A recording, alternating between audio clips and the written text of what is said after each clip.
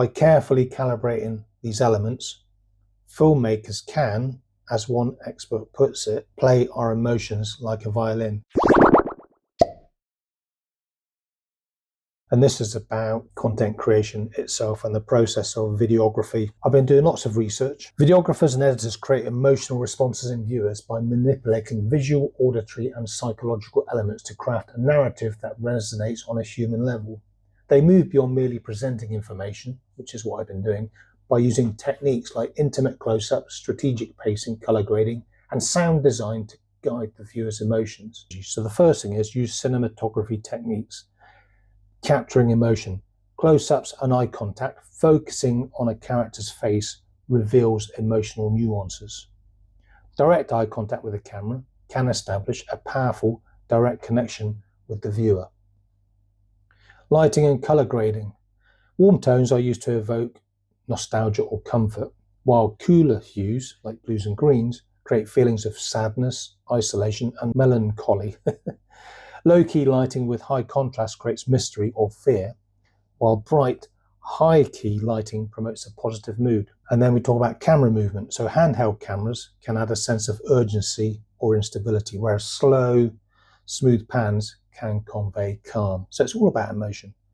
And then we've got unique angles. So low angles can make a character seem powerful or heroic, while high angles make them appear vulnerable or small.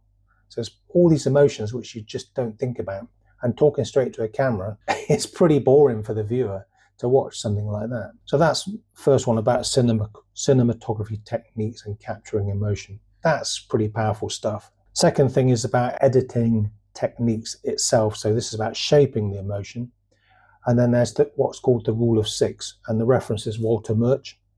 This principle emphasizes that emotion is the most important part of an edit, followed by story, rhythm, eye trace, 2D plane, and 3D space. So work, 80% of your effort on the emotion, and then 20% off the story, rhythm, eye trace, 2D plane, and 3D space. And these are techniques which have all got detailed instructions on how to achieve successfully. We've got reaction shots. So instead of just showing the person speaking, holding on to a character's reaction allows the audience to feel the emotional impact of the scene with them. And pacing and timing. Quick, rapid cuts can create tension or excitement, while longer, slower shots allow for a deep emotional reflection. And then we've got subtle moments, or what you could call moments of truth. So editors often focus on unscripted, raw moments between takes, like a nervous tick, a gaze, or even a breath, which adds authenticity. I think viewers are really looking more for authenticity now. Everyone's sick to death of AI-created content. Sticking with editing techniques, the next one is invisible cuts and continuity. So seamless transitions, such as matching on action, keeping the audience immersed without jarring them out of the story. So it's about flow. When you're cutting a scene, keep the movement. If your scene is one clip's moving from left to right and the new clip's moving from right to left, that's quite jarring for the viewer. You've got to think about things like this. So let's talk about audio and sound design then. So music as a quiet narrator. So music is used to amplify emotions that visuals alone cannot fully convey. They set the mood before the viewer processes the image. We've seen this. You look at any movie, any TV show, where there's action, there's suspense, the music is creating an emotion in the viewer. If you watch those scenes, turn the sound off,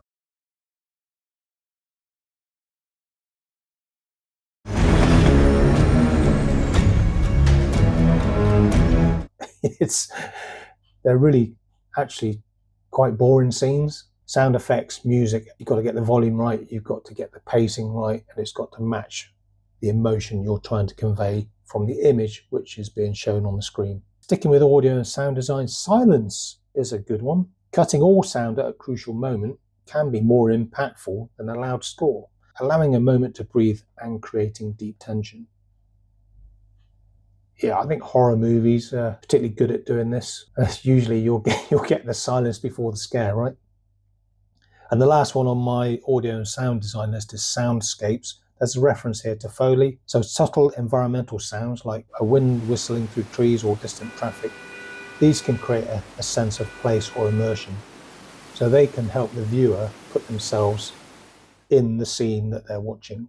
Last one on this list is psychological and narrative techniques. First one is relatability and empathy. So creating a story that feels like a shared human experience rather than just a video encourages viewers to feel seen and emotionally involved. So you've got to talk about your own feelings, you've got to reference the viewer's feelings, and you have to try and pull out those thoughts and those feelings that your viewer is most likely having when they come to watch your video. And by doing that, you're acknowledging to the viewer, I know how you feel. I know what you're feeling. I've also felt the same way, or I'm also feeling the same way. And that can lead to, sharing the next step of the experience, which is what you want to say in your video. And it's about getting your viewer involved. So make your videos more like a human experience than a information sharing experience. This is why people are moving away from AI content towards more authentic content. And seeing someone talking in front of a camera allows the viewers to become emotionally involved with that person.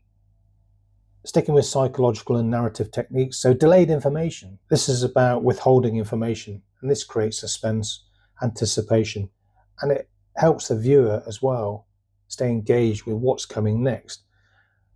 And the viewer will tend to fill in the gaps using their own imagination. And again, that allows the viewer to get involved in the content, involved in what's going on in the video. Don't tell the viewer everything at the beginning. Build the suspense, build the anticipation. Let them get invested in what's coming next. If the viewer is tantalized with, here's something which is going on, but you don't give them the full story, if they don't watch what comes next, they'll feel like they could be missing out, and no one wants to feel that way. Psychological narrative techniques. So there's two more topics here. This one's called juxtaposition. I've never heard of that word. I looked it up. So placing two different shots together, shot A, shot B, this can create a third meaning that's more powerful than the sum of its parts.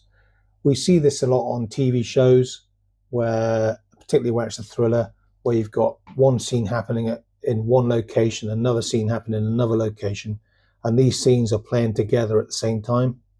And what that does is, although these are two separate activities, it allows the viewer in their mind to connect those two separate scenes together, and they'll come up with, oh, okay, here's what's happening. Last one, using silences and pauses. We talked about this in the audio and sound design. Allowing a moment of silence to linger can add emotional weight to a scene. So as a content creator, what we need to be doing is creating that emotional response in the viewer. Without that, there's no reason for the viewer to stay and watch your video. They're not getting that psychological response that as a human being they need. They need that serotonin kick, or makes them feel something which makes them want to stay and watch, makes them want to come back and watch more. And that's what we're aiming at, is to be able to continue to share our thoughts, knowledge and experiences through this media, which is content creation. So there you go, some really powerful techniques there. If you like the video, give it a thumbs up. If you want to add a comment, then drop it down below. All that's left for me to say now is thank you for watching, take care, have fun, and hopefully I'll see you in the next one.